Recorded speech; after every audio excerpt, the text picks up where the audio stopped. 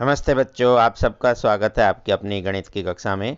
आज एक नया अध्याय हम पढ़ने वाले हैं, वो है चतुर्भुज। आप जानते हैं कि चार भुजाओं वाली बंद आकृति को चतुर्भुज कहते हैं। एक ऐसा चतुर्भुज जिसकी आमने सामने की भुजाओं के दोनों युग्म समांतर हो तथा बराबर हो, ऐसे तो उसे हम बोलते हैं समांतर चतुर्भुज। तो आइए समांतर चतुर्भुज की एक प्रमेय को समझें और एक गतिविधि द्वारा समझने का प्रयास करें। समांतर चतुर्भुज का एक विकर्ण उसे दो सर्वांगसम त्रिभुजों में विभाजित करता है। इसे हम किस प्रकार सिद्ध करेंगे? ये एक समांतर चतुर्भुज है ABCD। AC इसका विकर्ण है। विकर्ण AC इसको दो त्रिभुजों में विभाजित करता है। एक त्रिभुज है ABC, दूसरी आपकी ADC या कहें कि CDA। हमें सिद्ध करना है कि दोनों त्रिभुज सर्वांगसम हैं। तो त्रिभुज ABC और CD के लिए ध्यान दीजिए, क्योंकि BC समांतर है AD के और AC एक तिर्यक रेखा है। इस प्रकार इस समांतर में ये आपका जो कोण बना 5 और ये कोण 6, ये दोनों समान होंगे। क्यों समान होंगे? एकांतर कोणों के युग्म हैं। इसी प्रकार जब AB और CD समांतर है तब भी ये तिर्यक रेखा कहलाएगी। तब आपके कोण 3 और 4, ये वाला कोण 4 और ये 3, ये भी आपके समान होंगे। क्यों समान होंगे? ये भी एकांतर कोणों के युग्म हैं। तो हम कह सकते हैं ये रेखा AC तो दोनों त्रिभुजों में उभयनिष्ठ है, कॉमन है। तो इस प्रकार दो कोण और एक भुजाओं वाले नियम से, एंगल साइड एंगल नियम से, आप त्रिभुज को सर्वांगसम सिद्ध कर देंगे। इस प्रकार हम दूसरी तरह से भी सर्वांगसम कर सकते हैं, भुजा भुजा भुजा से भी। वो अभी अंत में आपके अभ्यास प्रश्न में आ जाएगा। आइए क्रियाकलाप बताया गया है। कागज पर एक समांतर चतुर्भुज खींचें, उसे काट लीजिए। विकर्ण के अनुदिश विकर्ण के हिसाब से काटिए। आप दो त्रिभुज प्राप्त करेंगे, जैसे अभी हमने बात की। इन त्रिभुजों के बारे में क्या कह सकते हैं? तो एक त्रिभुज को दूसरे त्रिभुज पर रखिए, आवश्यक हो तो घुमाकर देखिए कौन से कोने पर कहाँ मिलता है, और आपको पता चलेगा या आप देखेंगे कि क्या ये परस्पर सर्वांगसम है। इस तरह की आप और समांतर चतुर्भुज भी लीजिए, उन्हें काटिए और देखिए, तो आप पाएंगे कि हमेशा विकर्ण सर्वांगसम त्रिभुजों में विभाजित करता है किसी भी समांतर चतुर्भुज को। एक अभ्यास से पहले एक प्रश्न है आपके पास है, ये आप प्रमेय थी और एक ये आपका एक्टिविटी थी। उसके बाद सीधा आपके पास आज अभ्यास आ गया है। तो दो ही प्रश्न है, बहुत छोटी सी आज की एक्सरसाइज है आपकी। एक समांतर चतुर्भुज है ABCD, उसका विकर्ण AC कोण A को समद्विभाजित कर रहा है। हमें सिद्ध करना है कि C को भी समद्विभाजित करना है, मतलब दो समान भागों में बांट रहा है कोण को। और ABCD अगर ऐसा है तो एक समचतुर्भुज हो जाएगा। समचतुर्भुज बच्चों आपको पता है क्या होती है? जिसकी चारों भुजाएं समान होती है वो समचतुर्भुज होती है। तो हमें यह सिद्ध करना है कि चारों ही भुजाएं समान है। आइए देख लेते हैं।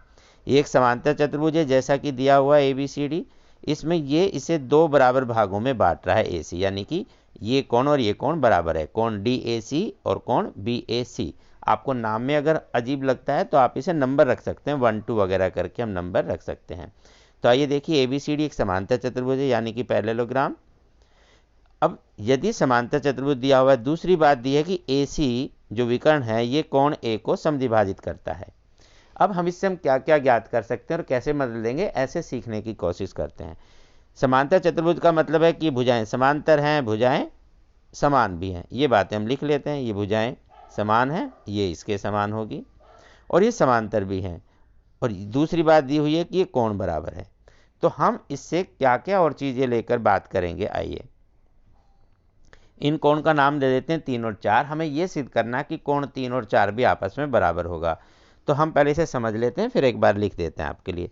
देखिए, जैसे ये एक त्रिभुज है, ये भी एक त्रिभुज है, ये भुजा इस भुजा के समान है, लेकिन अभी हम इसकी तरफ नहीं जाएंगे। हम सिर्फ अभी कोण की बात करते हैं कि कोण 3 और 4 क्यों बराबर है। तो देखिए, ये भुजा और ये भुजा समांतर है, क्योंकि समांतर चतुर्भुज है, तो इसलिए कोण 1 बराबर कोण 4 होगा, जैसे अभी हमने किया था प्रमेय में। क्यों होगा? एकांतर कोण है, कोई युग्म है। इसी प्रकार ये भुजा और ये भुजा समांतर होंगी, तो कोण 3 और 2 भी आपके क्या होंगे? एकांतर कोण। यहाँ AC तिर्यक रेखा इसे काट रही है। तो एकांतर कोणों के युग्म द्वारा हम बता देंगे कि 3 और 2 समान है और 1 और 4, परंतु 1 और 2 आपस में बराबर है। तो 1 के स्थान पर 4 लिखेंगे, 2 के स्थान पर 3, तो 3 और 4 भी आपस में समान हो जाएंगे। यही चीज हम लिखकर कर लेते हैं। तो ये दोनों कोण ए बी समांतर सी डी है, तुम कह सकते हैं एक ये समीकरण मान ले से कोई भी, और ए बी सी डी के समांतर भी है। समांतर चतुर्भुज हैं तो भुजाएं समांतर भी होंगी और समान भी होंगी। दूसरी बात हम ये कह सकते हैं कि ए डी और बी सी भी समांतर है और वो भी आपस में समान है, तो इनका हम प्रयोग करेंगे अभी। कोण समद्विभाजित करता है मतलब कोण एक बराबर कोण दो के, ये लिख देते हैं, इसलिए का साइन है ये इसलिए, और ये होता है क्योंकि, तो क्योंकि ये है इसलिए ऐसा है, क्योंकि ये है इसलिए ऐसा है कि कोण एक बराबर कोण दो, ये लिख देंगे। अब ध्यान से देखें, अब हम करते हैं इस त्रिभुज की बात कि यहाँ पर ये भुजा समांतर थी आपकी, कौन सी, कोई भी ले लो पहले, ए बी समांतर सी डी, तो कोण ही बराबर हो जाएगा जो भी हमने बात की, कोण दो बराबर तीन। क्यों बराबर है, अल्टरनेट इंटीरियर, एकांतर कोणों के युग्म है, ठीक है। दूसरा, ये भुजा भी समांतर है बी सी और ए डी, इसका मतलब जब बी सी ए डी समांतर है तब कौन से कोण बराबर होंगे, एक और चार बराबर होंगे। इनको भी हम नाम दे लेते हैं 6 और 7, तो ऐसे पढ़ने में आसानी होगी। तो जैसे आपने समझ लिया कि 2 के स्थान पर आप लिखेंगे कितना 3 और 1 के स्थान पर लिखें 4, तो समीकरण 5 से यहाँ आपने लिखा 4 और यहाँ लिखा 3, तो 3 और 4 भी बराबर हो जाएंगे। तो लिखेंगे कैसे, लिखो समीकरण 5, समीकरण 6 और समीकरण 7 से, और सीधा आप उत्तर लिख सकते हैं। आइए अगला पेज पर लिख लें। तो समीकरण 5, 6, 7 से हम कहेंगे कोण 3 बराबर कोण 4, यही हमें सिद्ध करना था। तो हम कह सकते हैं कि ए सी कोण सी को भी समद्विभाजित करता है। अब हम दूसरा वाला सिद्ध करते हैं कि ये समचतुर्भुज है। एक बार देख लीजिए, आमने सामने की भुजा तो बराबर होती हैं समांतर चतुर्भुज में। अभी जो हमने कोण बराबर किया है तो कोण 2 और कोण 4 बराबर हो गए हैं, क्योंकि जब ये भी आपस में बराबर है ये भी आपस में बराबर है तो कोण 2 और कोण 4 भी क्या हो गए, समान हो गए। और किसी भी त्रिभुज में जब दो समान कोण होते हैं तो उसकी सम्मुख भुजाएं भी समान होती हैं। बस यही हम प्रयोग करेंगे। तो ADC में कोण 1 बराबर कोण 3 के है, इसका मतलब ये ना कोण 1 और कोण 3 बराबर हो गए क्योंकि आपस में सारे समान हैं। तब हम कहेंगे कि जब ये समान है इसका मतलब सम्मुख भुजाएं जो होंगी वो भी बराबर होंगी, ये इसकी सम्मुख भुजाएं। इसी प्रकार दूसरी त्रिभुज में ये कोण समान है तो इसकी सम्मुख भुजाएं भी समान होंगी। बस यहाँ हम समीकरण से कह भी सकते हैं, इसका रीजन दे सकते हैं कि समान कोण की सम्मुख भुजाएं, जैसे समद्विबाहु त्रिभुज में भी यही करते हैं। तो इस प्रकार हम कह सकते हैं कि ये भुजाएं ADDC बराबर है, AB BC बराबर है। लेकिन पहले हमने देखा कि AD तो BC के बराबर है, लेकिन अब हम बोल रहे हैं AD किसके बराबर है, इसके भी समान है, DC के भी। इसका मतलब चारों ही भुजाएं बराबर हो गई। तो लिख देंगे समीकरण 2, 4 और जो हमने बाद के लिए इनका नाम लिख दो। तो 2, 4, 8, 9 से आराम से ऐसे कर सकते हैं। तो इक्वेशन 2, 4, 8, 9 से हम कहेंगे कि चारों भुजाएं आपस में समान हो गई। और जब चारों भुजाएं समान है तो हम बोलेंगे ये क्या है कि समांतर समचतुर्भुज, रोम्बस। बस इतना सा आपको सिद्ध करना था। आइए एक और सवाल है आज का कि SS नियम से सिद्ध कीजिए समांतर चतुर्भुज का विकर्ण उसे दो सर्वांगसम त्रिभुजों में विभाजित करता है। जैसा कि हमने बात की थी कि पहला जो प्रमेय पढ़ी वो ऐसे भी सिद्ध की जा सकती है। अभी पढ़ा था कोण कोण भुजा से, अब पढ़ेंगे भुजा भुजा भुजा से। तो बड़ा ये आसान है, देखिए पहले एक बार समझ लेते हैं फिर लिख लेंगे। ये भुजा इसके बराबर है, क्यों, क्योंकि समांतर चतुर्भुज है। ये भुजा इसके बराबर है क्योंकि ये समांतर चतुर्भुज है, और ये दोनों में कॉमन है। तो इस त्रिभुज की ये तीनों भुजाएं और इस त्रिभुज की ये तीनों भुजाएं तो समान ही हैं। तो आप आराम से भुजा भुजा भुजा नियम से कर सकते हैं। तो क्योंकि ये है इसलिए आप ये लिख देंगे कि ABCD के बराबर है, AD BC के बराबर है। अब दोनों त्रिभुजों में हम ये बातें दोबारा लिख देते हैं कि ये दोनों भुजाएं बराबर हैं, कारण एक समीकरण 1 से है, ये कॉमन है, ये हमें दिया हुआ है कि समांतर चतुर्भुज है। तो तीनों ही भुजाएं समान होने से भुजा भुजा भुजा नियम से हम कहेंगे सर्वांग सम है।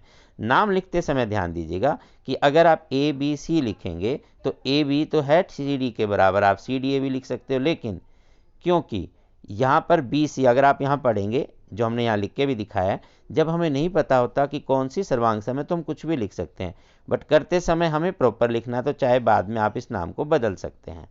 तो कैसे, अगर हम ABC और ADC को सर्वांग सम लिखते तो AB AD के समान होता, बट AB तो AD के समान नहीं है। इसका मतलब वो भुजा लिखेंगे जो संगत भुजा के समान हो।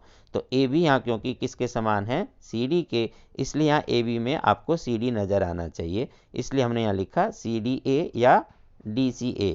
अब DCA लिखने में देखो गलती हुई या नहीं, आपको बस यही ध्यान देना है। अगर हम DCA लिखते हैं तो इसका मतलब यहाँ हुआ BC और यहाँ हुआ CA। क्या BC CA के बराबर है? नहीं, इसका मतलब ये गलत हो गया। आपको इन्हीं दो बातों का ध्यान रखना है। तो त्रिभुज ABC सर्वांग सम तो है, लेकिन नाम कौन सा लिखेंगे? AD से नाम लिखेंगे तब भी गलत हो जाएगा, DCA लिखेंगे तब भी गलत हो जाएगा। आपको क्या लिखना है? CDA। तो यहाँ आप करेक्शन करेंगे और इस नाम को लिखेंगे CDA। बस ये आपको ध्यान रखना है, इसलिए आपको ये लिख कर दिखाया, क्योंकि नाम का ही फर्क है। तो आप नाम में यहाँ लिख देंगे CDA, CD और A, ऐसा लिखने पर सही माना जाएगा। तो ये थी आज की एक्सरसाइज, आप इसे अच्छे से कीजिए, प्रयास करते रहिएगा, अभ्यास करते रहिएगा। फिर मिलते हैं अगली क्लास में, तब तक नमस्ते।